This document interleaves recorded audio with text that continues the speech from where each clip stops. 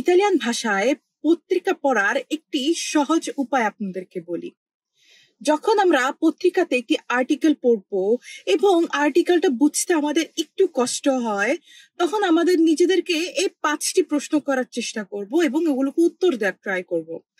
এই 5টি প্রশ্ন ইংলিশে বলা হয় হচ্ছে 5W, এবং এই 5W গুলো ইংলিশে কি এবং ইতালিয়ান ভাষায় কি। সাধারণত আমরা সবাই বাংলাদেশে হোক ইতালিতে হোক স্কুলে এই 5W এর কথা কিন্তু শিখে থাকি।